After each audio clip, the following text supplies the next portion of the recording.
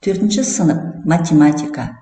Сабақ тақырыбы пікір, пікірлердің ақиқаттығы мен жалғандығы. Сабақ мақсаты математикалық мазмұндағы пікірлер құрастырып, олардың ақиқаттығын және жалғандығын анықтайтын боласың. Ал енді балалар,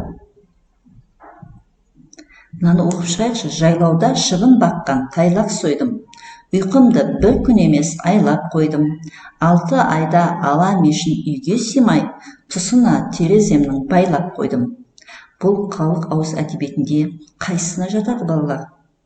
Иә, дұрыс айтасыңдар, бұл өтірік өлең. Олай болса, бүгінгі біздің сабағымыздың тақырыбы да осы ақиқат пен жалған туралы екен. Тамаша. Ал енді балалар, мына суретке қарайық. Сурет бойынша ақиқат пікір құрастыр дейді. Кәнеки, құрастырып көрейікші балалар. Яғни бірінші суретте ыстық үтікті үстелдің үстіне қойма. Бетін үстелге жабысып қойма дейді. Екінші суретте қандай ақиқат пікір? Яғни жанып жатқан газды, яғни отты өшіру керек. Үшіншіде, егер сен саяхатқа шықсаң, саяхаттан соң отты өшіріп, сөндіріп кету керек.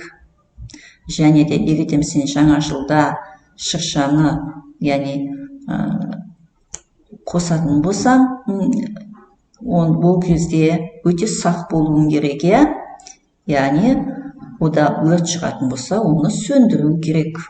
Міне осылай ақиқат пікір құрастыруға болады екен балалар. Ал енді екінші тапсырмаға қарайық. Пікірлерді оқып, олардың ақиқаттығын немесе жалғандығын анықтайық. Өрт кезінде 101-ге хабарлас. Ақиқат па, жалған ба? Иә, бұл ақиқат. Өрт кезінде үйде жасырыну керек дейді. Бұл жалған пікір екен. Өрт кезінде керісінше далаға шығу керек. Өрт тілсіз жау. Ақиқат пікір екен. Өртті сөндірушілер сөндіреді. Өртті өрт сөндірушілер сөндіреді. Бұл да ақиқат пікір екен. Өрт сөндіргіш құралды қол жетпейтін жерде сақтау керек. Қалай ойлайсыңдар бала? Бұл жалған пікір. Өрт сөндіргіш құрал қол жетімді болу керек екен. Міне біз ақиқат пен жалған пікірдің айырмашылығын анықтадық балалар. Ал енді ақиқатын тап ойыны. Бірінші суретте кім бала ұрлаушы? Қалай ойлайсыңдар балалар? Ер адам бала ұрлаушы болуы мүмкін. Өйткені ол ойыншықты алдап алуы мүмкін. Баланы, яғни алдауы мүмкін. Ал қай адам қылмыскер? Қалай ойлайсыңдар? Пышағы, яғни қызылға боялып тұрған әйел адам. Яғни ол қылмыскер болуы мүмкін. Ал кімдікі дұрыс? Менің жасым 18-де дейді сатып алушы. Ал сатушы сенің жасың 12-де дейді. Сатушының пікірі ақиқат.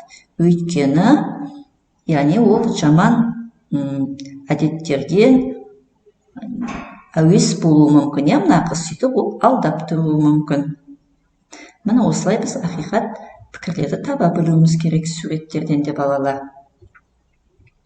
Ойлан және жауап бер. Қыздар 8 наурызға аналарына гүл шоқтарын сатып әперді. Олар сары, ақ, күлгін және қызыл түсті. Анар қызыл да, сары да емес, Айжан күлгін емес, Айгүл сары да, күлгін де емес, Жайна қызыл да, сары да, ақ та емес. Дұрыс пікірді табайық балалар. Бірінші кімнен табамыз? Кәні ойланайық. Дұрыс айтасыңдар балалар. Жайна қызыл да, сары да, ақ та емес болса, онда Жайнаныкі қандай? Күлгін түсті екен. Еді Анарды табуымызға болады. Күлгін түс Жайнаныкі екен. Ал Анардікі қызыл да, сары да емес болса, онда Анардікі ақ түс екен. Ал енді Айгүлдікі, яғни ол қызыл болуы мүмкін. Өйткені сары, күлгін, жаңағы қызыл кетіп, ақ түстер кетіп қалды. Енді Айгүлдікі, яғни сары да емес болса, онда Айгүлдікі қызыл екен. Айжан күлгін емес дейді. Олай болса, Айжанымыз сары түсті гүл. Міне осылай дұрыс пікірді біз таба алады екенбіз балалар сурет бойынша да. Логикалық балалы логикалық есеп бойынша да біз жалған және дұрыс пікірдер құрастыруымызға болады екен. Топтық жұмыс балалар. Яғни сендер мына жерде осылардың, яғни пікірлердің ақиқаттығы мен жалғандығын табасыңдар және жалған пікірді жоққа шығарасыңдар.